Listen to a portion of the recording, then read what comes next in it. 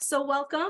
We're happy to have you here today. My name is Rebecca Martin, and I'm a graduate assistant at the grant facilitation team at the Rutgers University Edward J. Blaustein School of Policy and Planning, working to coordinate the New Jersey Inclusive Healthy Communities training series and the IHC Academy trainings.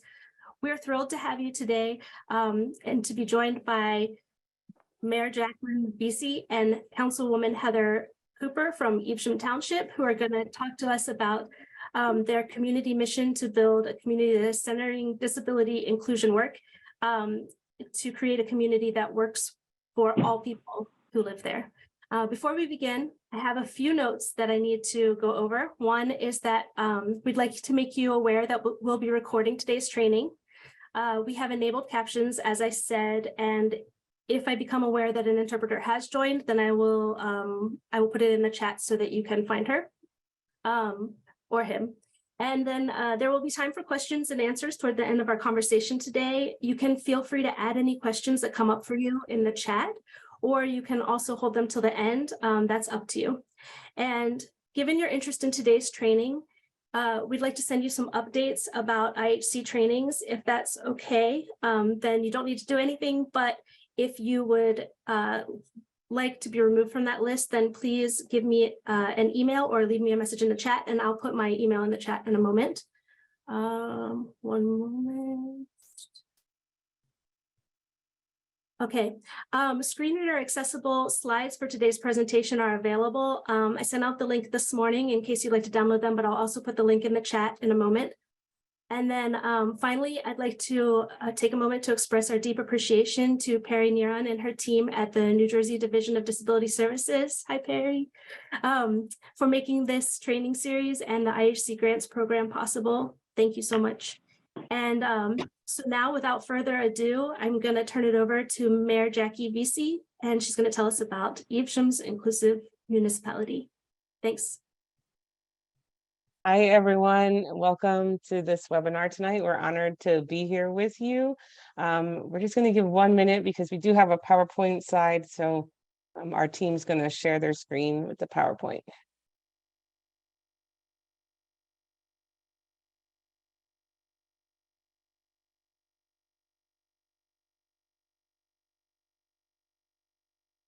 Okay, so this is Evesham Township. I love the picture of this drone. It's right in the center of our Main Street area. If you want to go to the next slide, Rob, we are just a little overview about Evesham Township. We have just under 50,000 residents in Evesham. We are the largest municipality in Burlington County, and there's 40 towns within Burlington County. We have many different types of residents, and I've been in office since 2019, and what we determined back in 2019 is that we have a lot of residents who like to be involved and they like to be included in discussions. And this is all ranges of residents from babies to seniors. We have a very active senior citizen community. And so what we wanted to do was to form several groups and commissions that could help give feedback to us as to how we can make our community better for all residents. So we included our Shade Tree Commission into our Environmental Commission to make sure that they were being heard. We reseated our Historical Commission because our history is very strong in Evesham Township. We've been around since the 1600s, and everyone wanted to make sure we were preserving our history in our downtown area, especially all throughout the community. And as we've grown and learned, there's a lot of history here in Evesham that we didn't even know, that I didn't know. So we're continuing to learn. We established, and this was one of the biggest things that we did, a Disability and Veterans Advisory Board. So 20% of our community either is in the disability or veterans category. And that was a huge need that was being underserved in our community. And it was something that I saw right away in 2019. So we formed a group of volunteers that work to help guide our actions on council for all of our residents who have a disability or who have served as a veteran. And sometimes they work together, the disabilities, and a lot of veterans have disabilities. And then we had a senior citizen advisory board, but they weren't as active as I felt like they could be. So we got them a little bit more active as well, and to serve them, which a lot of senior citizens, as you know, have a disability or are also veterans. So it kind of all works hand in hand. We also have an economic advisory board and a human rights advisory committee. And just recently, we have connected the Human Rights Advisory Committee to work hand in hand with our Disability and Veterans Advisory Board, because as we've learned through this whole process that Councilwoman Cooper will definitely tell you more about, we've learned that human rights and disability rights go hand in hand with each other. So the Human Rights Advisory Committee, as well as the Disability and Veterans Advisory Board, are working together this year. They have in the past, but it's official this year, to make sure that we're handling everyone in our community with equal access to all events and everything that we do. So if you want to go to the next slide. The question, though, that we had was, after creating so many boards, are we really inclusive? And what does inclusive really mean? And as we've continued to work together, we wanted to really look into, what does it mean to be an inclusive community? How are we serving everyone who lives in our community? And how can we do it better? And not just do it better, but make a foundation for leading us to the future, so that we set standards that we're always thinking about how to be truly inclusive and include everyone in everything that we have to offer in our community. And like I said, I will thank Councilwoman Cooper, who has served as the deputy mayor for 4 years prior to this year. And we rotate through in our council, but as deputy mayor, she taught me with her background how we could do better and how we could push to be better. So I'm going to turn it over to Heather now, and she's going to take it from here to talk about what it means to be an inclusive community and how we work towards the Inclusive Healthy Community Grant and what we did with that information that we had. So Heather. Thank you, Mayor.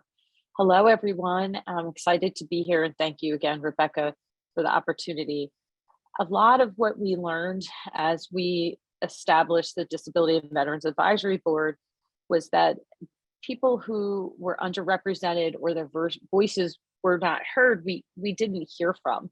Having a strong senior advisory group, a few other areas, we have environmental commission, we have planning boards, we have boards that are advisory in nature that do the business of the town, which maybe focuses on traditional infrastructure.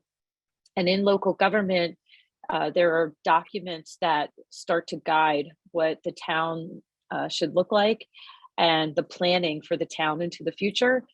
And so what we learned quickly through a series of surveys and interviews with the people that we knew we were going to try to access and talk to was that how we communicate to each other was what was deficient. And so a lot of what we had to identify first was who could help us get this information out.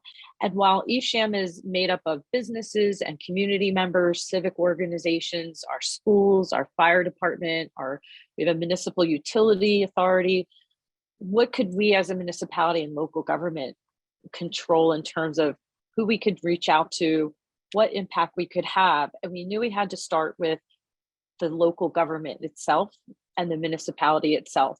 And that included our employees, that included the members that made up all of the advisory boards.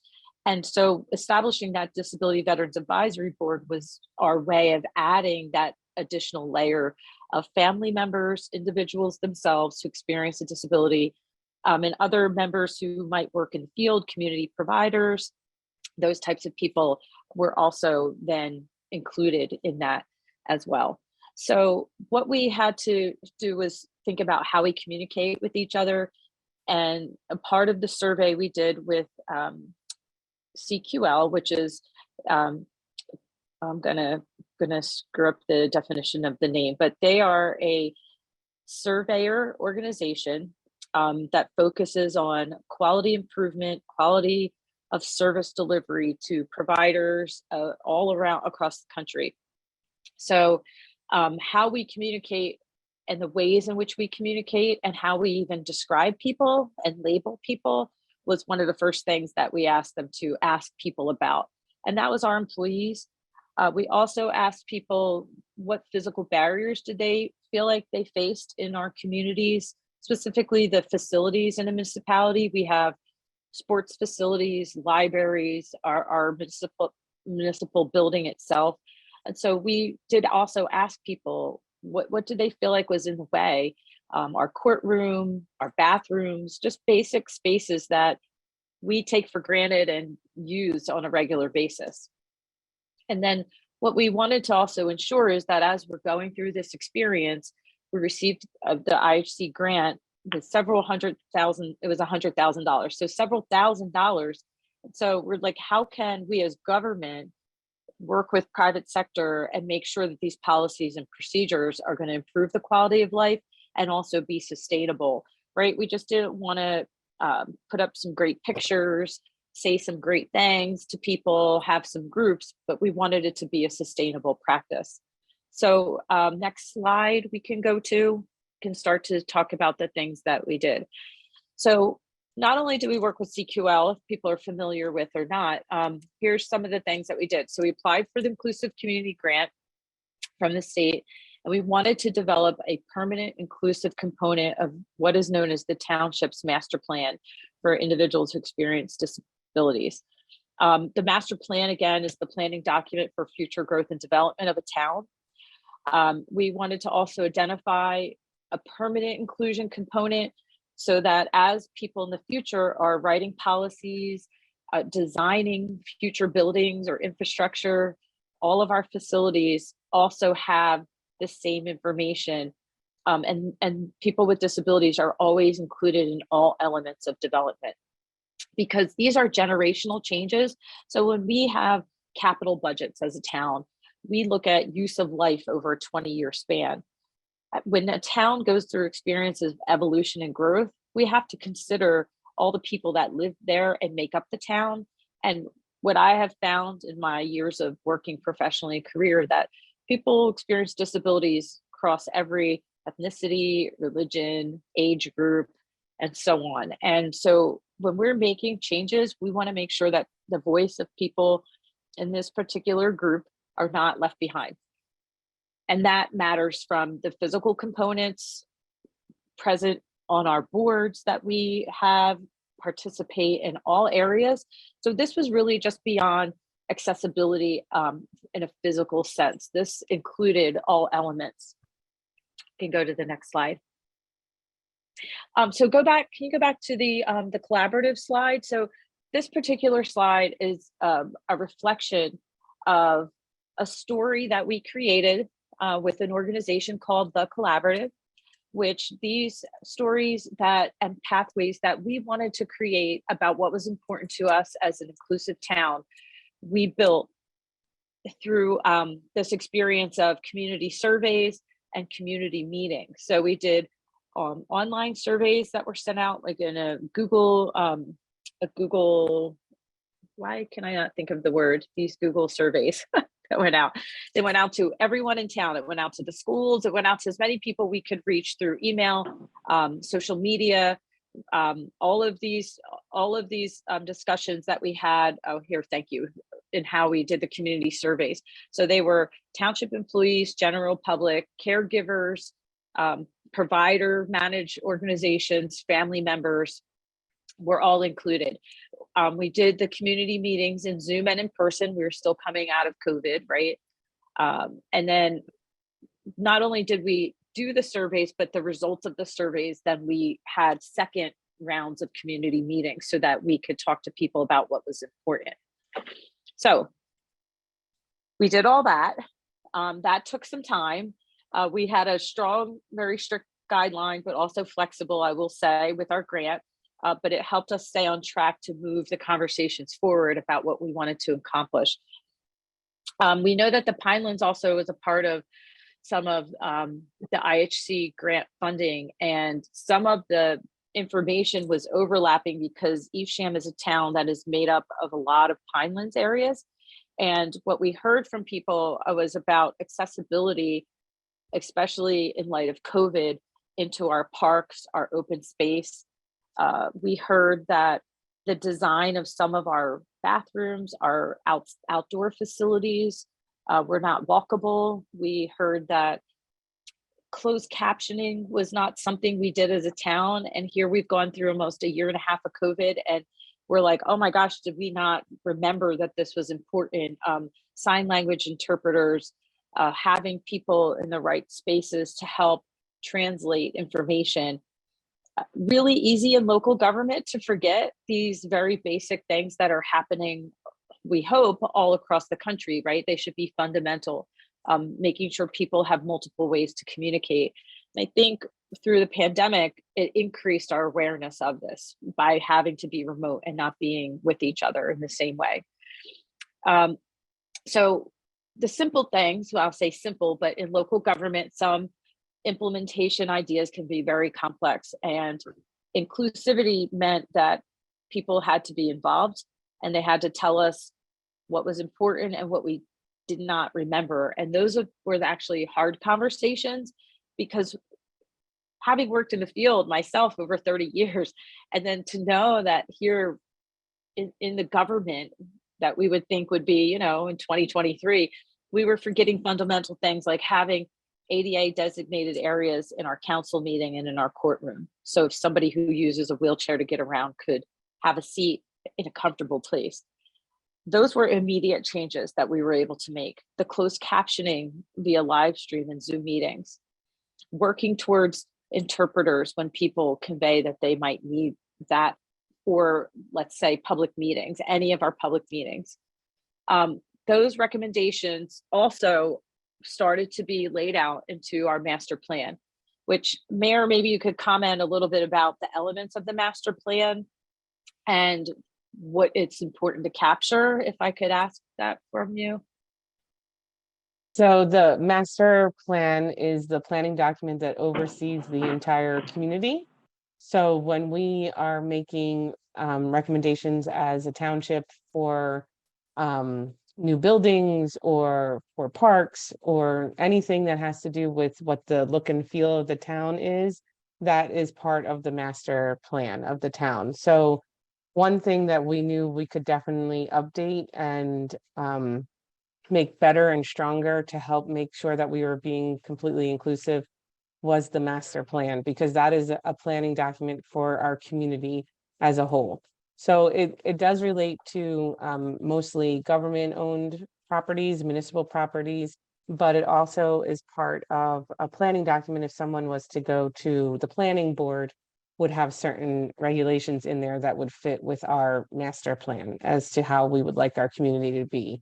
This is a very large document. It's not even a document. It's more a group of documents that all come together that we work off of. So some examples of elements of the master plan are the open space and recreation plan, the fair share housing plan or COA plan.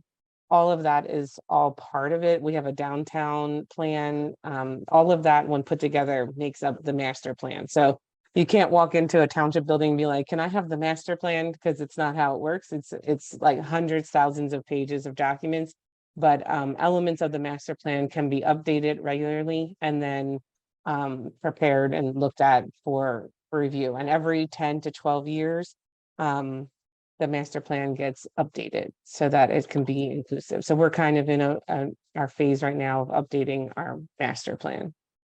Mm-hmm. Thank you, Mayor. And so the beginning planning for the pilot program initiated those elements as we shared, and they will be incorporated into the master plan. The other areas, and you could put the collaborative map again, that was a story map. People, all of these elements and these things, which, are picture based and tell the story about the things we want to do, leads us to inclusion. And then the inclusion elements from here also include walkable spaces in our Black Run Preserve, which is one of our largest parcels to our formerly known as Beagle Club open space land, that are walkable spaces that people want to be able to access in a safe way. Having park areas that are accessible, have accessible swings, even walking paths that people can get to the swings in the park. That was a lot of what came up. We also heard that even things like our bathrooms need to have changing stations for people who are adults that have caregivers that need to help them and assist them in the restrooms.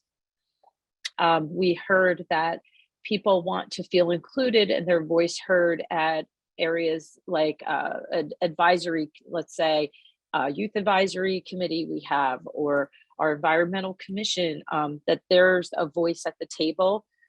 We also have a human rights advisory committee, as the mayor may have touched on, that is working this year with our veterans and disability group to ensure that all human rights are heard and included, and also seen in a reflection of the town.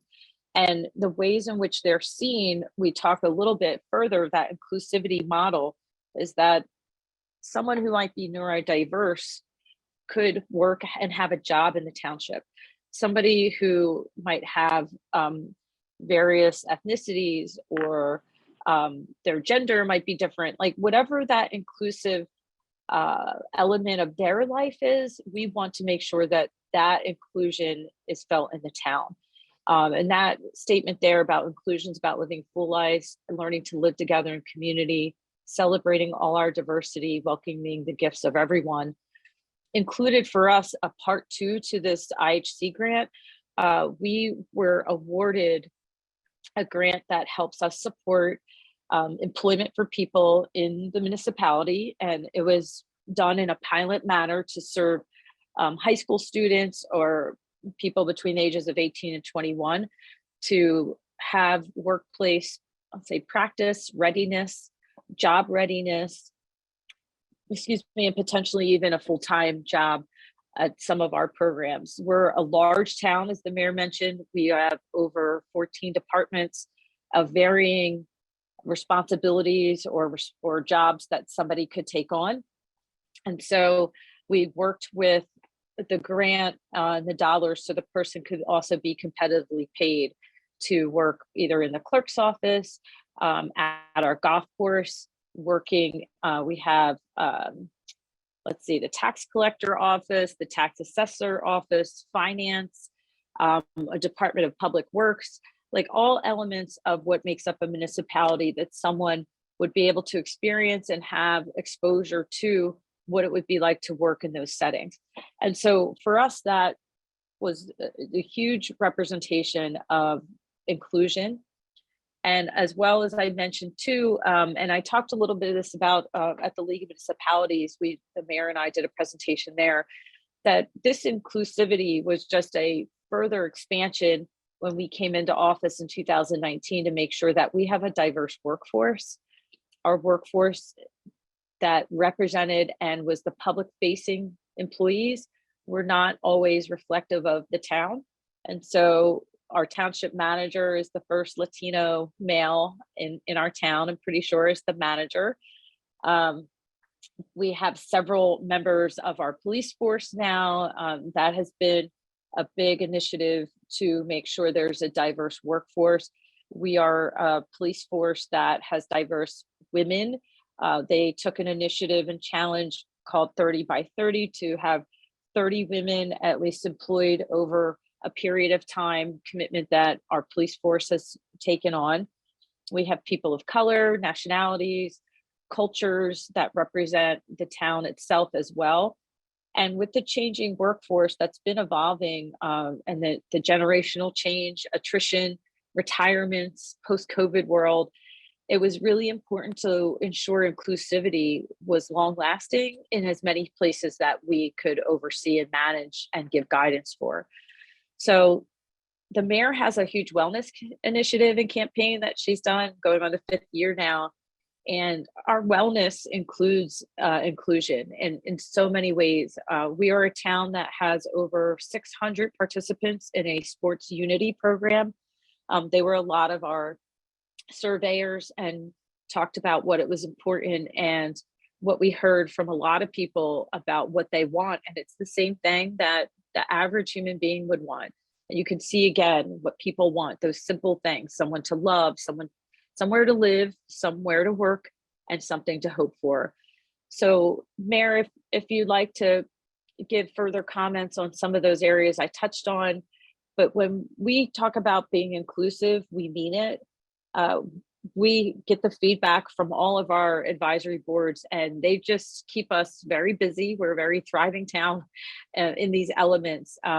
We are working towards further surveys, looking at more of the details of the implementation based on the surveys, and working those into our recreation and open space plan, working it into even our capital budget, and then our future budgets in the years to come, just to make sure that we're always budgeting, always thinking about, is there cost associated with inclusion? Where are those spaces that we can impact? You know, do we need to make sure that items, I think in our community center were the latest changes, needing automatic doors, making sure elevators work, like just those fine details each employee is charged with examining. And I think the last future kind of next steps, which is always ongoing, is to make sure that the language in all of our policies and ordinances in local government are person-centered language, that we're not describing people in a disrespectful way and or antiquated even, because it's always changing how people want to be described. So making sure that our language use when we have conversations with people, as well as the documents, all reflect that inclusion as well.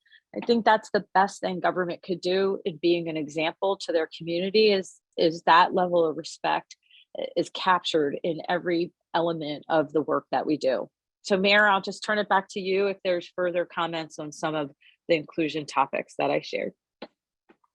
Yes, I will follow up and wrap it up for us, I guess, and then we can turn over the questions. But the biggest thing is that when we talk about inclusion, we don't want to just talk about how do we make things ADA accessible. And I think that's the part that everyone just goes back to, like, oh, we have the ADA accessible parking, we have this, we have that, but really making sure that when we talk about inclusion, that people feel, and the word says it, included, and that you're thinking about every person who lives in town and all the different abilities or disabilities that they may have.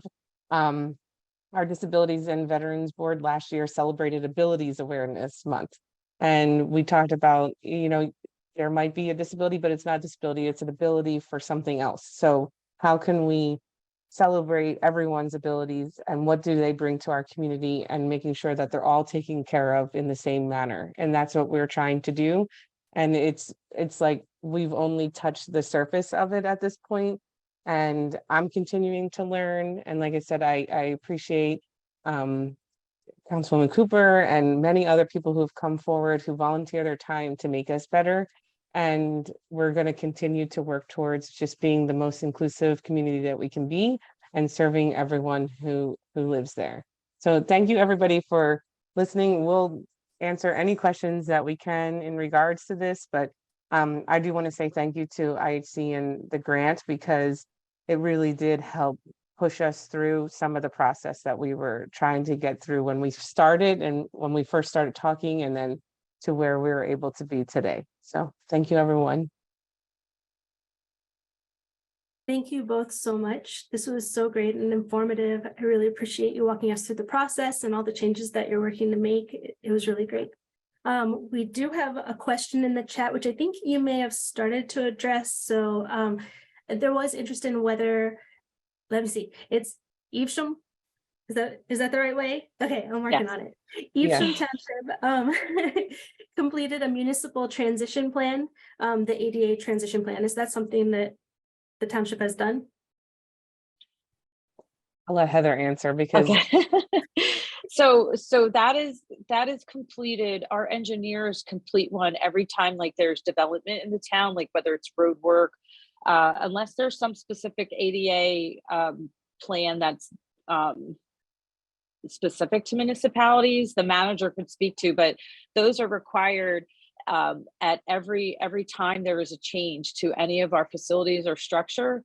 And so Rob, are you aware of one that's done as a whole as a municipality? Because my understanding is it's done anytime that there's a change as a part of our engineering process. No, you're correct. That's exactly what you said. So we do it more than just once. We do it frequently. Yeah, I saw that question there. but in terms of government, sometimes they're specific. But if somebody wants to share more information with us, and I see that there's Yeah, I was just gonna also say, Heather, they sent a link, but I don't know if we're answering. Oh, sorry, I was muted. I was saying I see there's a link there, and I'm not 100% sure to say that we can answer this question fully if we know a municipal transfer, but I know we do review everything anytime we make any changes, so we'll take a look at it. yeah. Thank you. I have another question within my private chat, which is, could you take a moment to discuss how a municipality could take your model to create like a statewide level consciousness that compels DEI in New Jersey? They would love to hear your ideas about how you could make this happen. Mary, you want me to take a crack at that? I would love to say that. So I've been so passionate about DEI because it's a hot topic, but what I find sometimes is that topic gets watered down, and in all of the conversations that I'm hearing, I'm not hearing, or very rarely do I hear the topic of people with disabilities being discussed. And to me, I think that should be in every single conversation when we say DEI. And to me, equality is different than equity, and people forget that. I started to do some adjunct teaching myself on this and learned a whole lot about what's missed. And I'm so excited that you're saying that. And I would say easily we could take the model if it was structured out into PowerPoints are great, but I think there needs to be community conversations, and that people who have experienced this can tell their story, because I think stories, and I know stories are very powerful about what's worked. And as a town, I feel like we are telling a story and making some historical changes. I know that in places in South Jersey, they have done similar models. That's actually what I had followed and learned about, that they were employing people who experience disabilities competitively, which is not common, by a program where they've created almost like a pipeline of transition from, let's say, I don't like to call them day programs, but I know it's like job training, job coaching center that would prepare job readiness for certain areas in government, and then the person could have the opportunity to work on a part-time basis in local government in a few towns in South Jersey. And so as I was thinking about that, and I knew there were grants available for competitive employment, I had asked the mayor if we could take this idea on. But more than just my thoughts, it was based on, out of the 10% of people who do experience disability, saying, did you guys know this didn't exist here? Or did you know this was missing? These very fundamental elements, like I said, were just not a part of it. But also what was missing was the conversations about how we talk about people experience disabilities.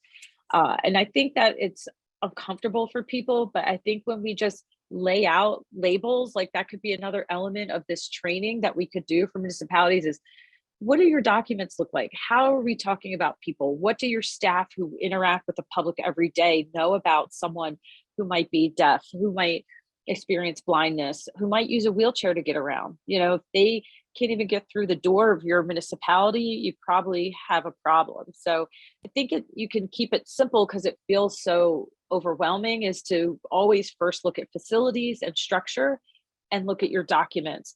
And from there, I think the awareness just builds, because it's things people never really thought about. And I think that's a great model that could be duplicated, and it should be discussed under the branch of DEI, and that there's inclusion. But you have to always look at what's your demographics of people that you represent in a town, and try not to forget anyone's voice, because if we are missing one person from the conversation, we're still not doing the right job. So this has been the lesson for us over the last 4 years, and we know we're going to keep growing these ideas.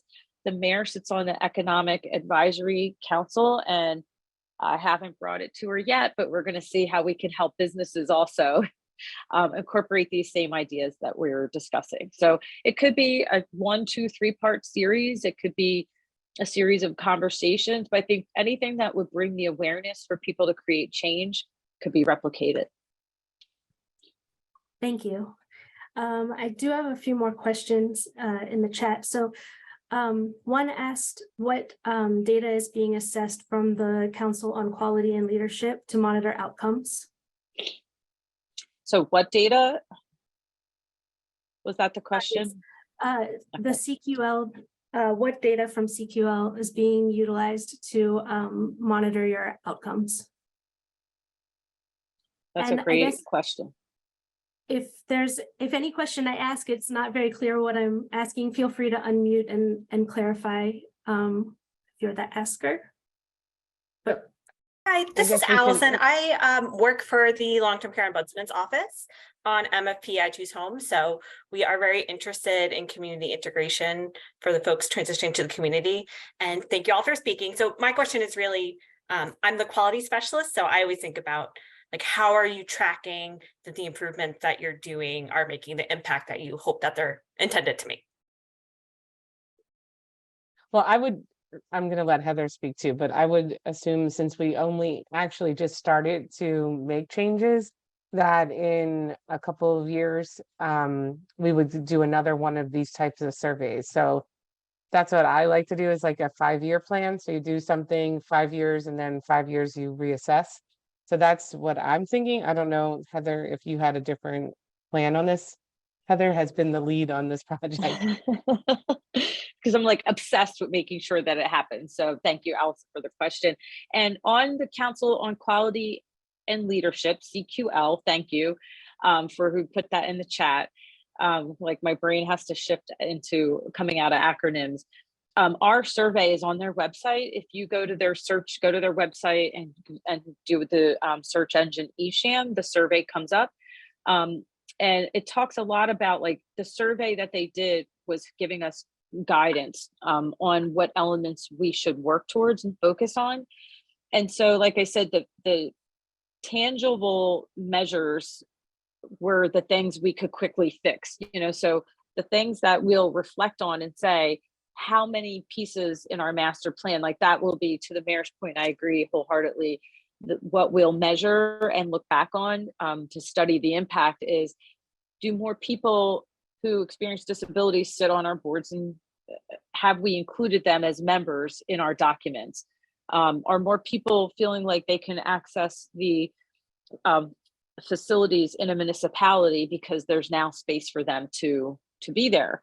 So that would be the next measure. So some of the analysis is just subjective in terms of data. It's not like we're taking data on number of people that walk through the door and can now use their wheelchair. That would be great if we had some measure of that, but I think the surveys are the best way to kind of reflect back and say, okay, we asked you to do this 2 years ago. Do you feel that we are more accessible? And here's the things we did. And that will guide us to some level. I think that people sometimes, and I get in CQL, like they are the quantitative analysis data professionals by every means. So that data will still be subjective because it'll be hard to measure. But I think overall, what we hear on a regular basis is that people feel included when they're here in Evesham. People hear a culture of inclusivity when they say, I love Evesham because, and even people who don't live on our town, who maybe are watching from afar, there is a constant reminder of, you guys have really gotten more inclusive. So again, subjective input, but we're really proud of that. We probably at some point can measure the number of documents we changed, how many sections of our master plan we've changed, how many parks we've made accessible. We'll be able to measure that way, but those are based on what we set out to survey and heard from, would be those elements. And I hope that's helpful. But CQL, they put the full analysis there, and hopefully that might give you a little more details. Thank you. Councilwoman, I know that you have a long history professionally of working in the disability field and that you're very passionate about this.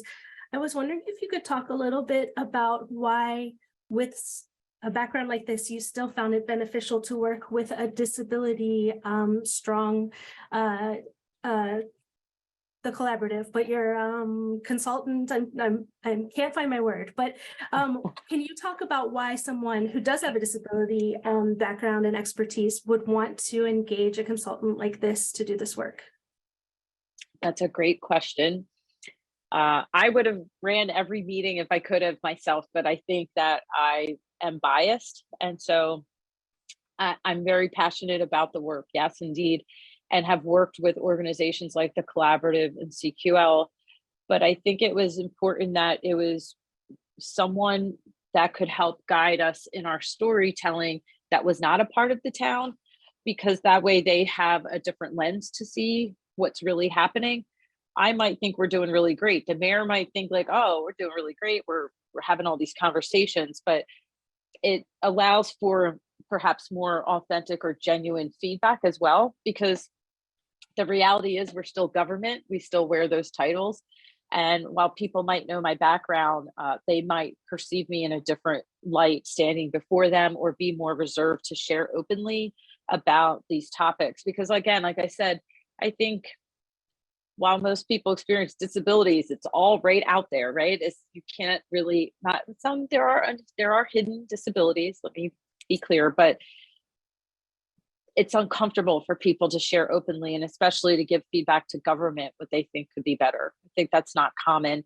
And look, the mayor has facilitated a very participatory government and having people involved. So having a third party entity guide those conversations, I think allow it to be more authentic and open.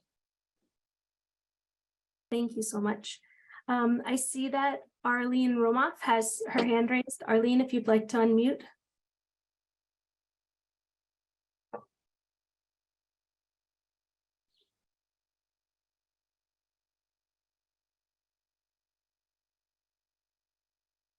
Arlene, Yeah.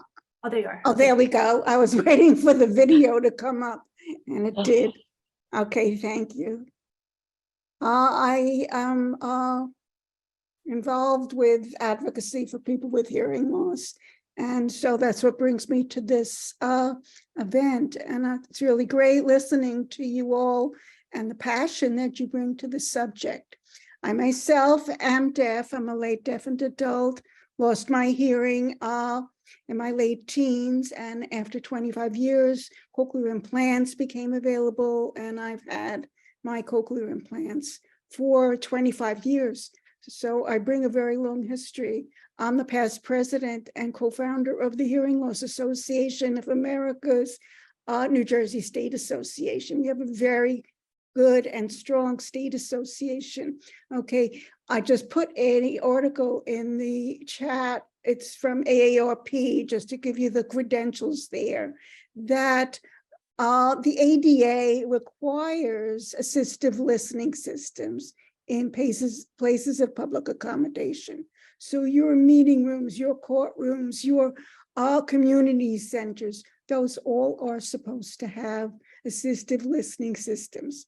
Okay, the system of choice, and this comes from the National HLAA, Hearing Loss Association of America, that induction loops provide the best accommodation for assistive listening systems for people with hearing loss. That is because all cochlear implants and most hearing aids have what we call a T-coil. And when you go into a looped room, all you need to do is put your T-coil on, and whatever is spoken into the microphone goes straight into your device. Now, the reason this is the preferred technology, there are two weathers, FM and infrared, and there are other things with Bluetooth coming around, but they're not really available to the large masses just yet. But induction loops are. They've been in Europe for decades. And my first hearing aid in 1972 had a T-coil. So this is not brand new technology, but let me tell you, I bring a passion here because it works. Your meeting rooms in Washington, D.C. are all looped. Why? You're a legislator with a hearing aid, you go into the meeting, you turn it on. And I just wanted to point out that your veterans have a large proportion of hearing loss because they were around blasting, bombing, and it shows. And they get their hearing aids from the VA, Veterans Administration, and those hearing aids can have T-coils, and they know about that. And seniors, your population with hearing loss with seniors, 25% over the age of 60 have a hearing loss, and 50% over the age of 75 have a hearing loss. Do seniors want to be outspoken about their hearing loss? No, they do not. Would they like to walk into a room that's looped, turn on their T-coil and participate with ease? Yes. And I have, quote, lived experience. I've been involved with some townships and their people with hearing loss. I'm involved with the people. And I know two people, specific individuals that came in contact with me that were active in their civic township municipality, went to council meetings, but when they started losing their hearing, had hearing aids, they dropped out. If there had been looped in those council rooms, they would have gone in, turned their little switch, not told anybody, not saying, hey, I have a hearing loss, never going to happen. And able to participate with dignity and effectiveness. And I'll leave you with this personal, passionate recommendation. I was in the Rayburn building in a disability advocacy conference, and we had Tammy Duckworth come in and Jamie Raskin come in, and I turned on the T-coil of my cochlear implant, and I heard everything that was spoken into those panelists' microphones crystal clear, beyond what I ever imagined, because what's being picked up by the microphone for somebody with a cochlear implant, it doesn't turn back to sound. It just goes straight to my brain. And I was blown away. And because of that conference, I have become passionate about looping systems. And we did get grants last year to loop in various counties. It was put out. We're hoping to get that in the budget again this year, so that counties can participate and what we call it, let's get in the loop. And it's really the technology of choice. And you can see by AARP, this is right off the hot press here in March, that they put an article about looping. And that's because it's the real deal. And depending on size, it's affordable. Arlene, thank you so much for sharing about this. I know how passionate you are about this, and I would like to give a plug that Arlene is going to be speaking at a virtual accessibility fair that we're going to have March 21st. So I'm going to put the link in that if you'd like to register, and then Heather, I'll let you answer. Sorry about that. Oh, thank you. Yeah. I appreciate. Yeah, thank you. I'm taking notes on that. So one of our Disability Veterans Advisory Board members is somebody who's a part of the deaf community and has hearing aids that are starting to fail him, and he might have to get surgery. Like, it's been challenging for him. He's a good friend of myself and the mayor's, and a huge advocate for the town and as many realms. And I have a young lady who works where I work during my day job, because for those who don't know, these are part-time jobs for us. So we're on our lunch hour today, the mayor and I, but she uses hearing aids at work, and she was here for 4 years before I was, and always struggled to take phone calls. And one conversation with our IT department, and he Bluetoothed all her calls right into her hearing aids. And it was as if her whole life changed. Like, the happiest employee, nothing could upset her. And so just one small adjustment, one small accessible support does make a difference for people in the deaf community. I wholeheartedly agree with all the points made. we are working on our hearing loops and giving people access, because we know we have many spaces that the reverberation of sound off of walls or the older facilities, the echoes can all impact hearing aids.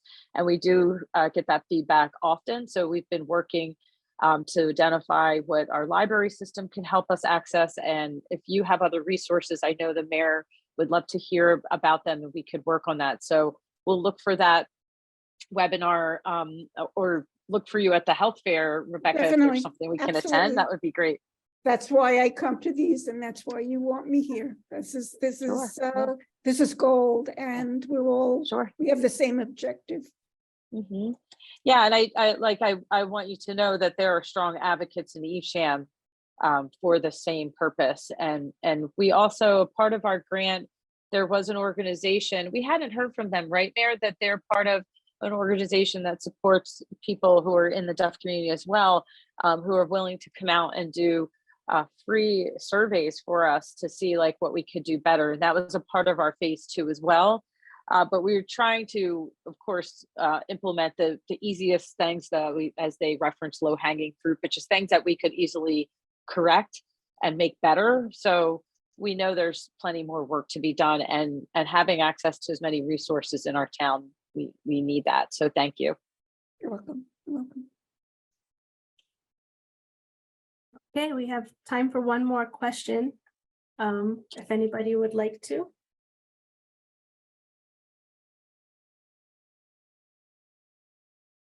I was wondering if you could talk just a little bit about any collaboration that occurred with the Pinelands or anyone else in your region. Just a little bit about how that came to be and how you're expanding your network in that way. Want me to, Mayor? You want to take that? Okay. So I was going to say I could start it, but you're better at explaining it. So we have a good relationship with the Pinelands Preservation Alliance, who was the group that actually also received an IHC grant in the same cohort as us. So it did work well together because half the town is located in the Pinelands area, and we work with them on other initiatives when we're trying to improve our Pinelands part of our town.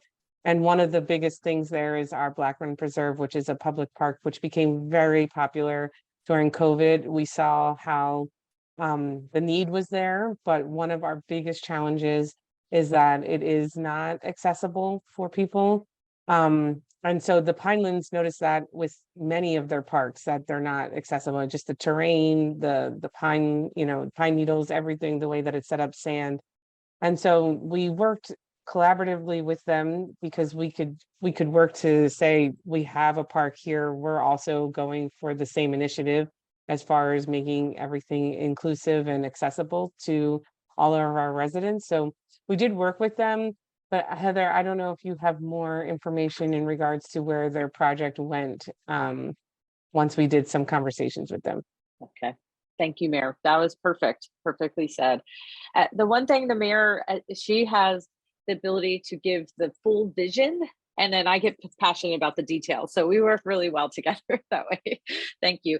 What I remember is that before we even applied for the IHC grant, we applied for a grant to expand parking areas that were accessible as a way for people to have access to kind of roll into the space. But we know that our Friends of Black Run Preserve, which is a nonprofit organization that helps, they're the stewards of the land, that there are conversations from the township end to expand trailways that are accessible and that people can move through. And also even to find if one place that the Pinelands had, they're like specialty chairs that people can roll through the trailways. So whether it's widening them for a traditional wheelchair to get through, or specialty chairs that somebody could rent or borrow as they make their way through, that was one element. Also looking at virtual tours if people cannot make it out or they're not mobile, they would have accessibility that way. And then just providing any support that they need. Sometimes nonprofit entities need partnerships with government to apply for grants. And so we have a grant writer that's very strong in our town, as you can see from the work that we're getting done to help us in that way. But we stay in regular communication with the Pinelands and observe and watch and participate in whatever we can to make sure we're supporting their efforts to make our open space areas that exist in Evesham or anywhere in Burlington County accessible for all in many realms. Thank you. And I see that Perry has a question.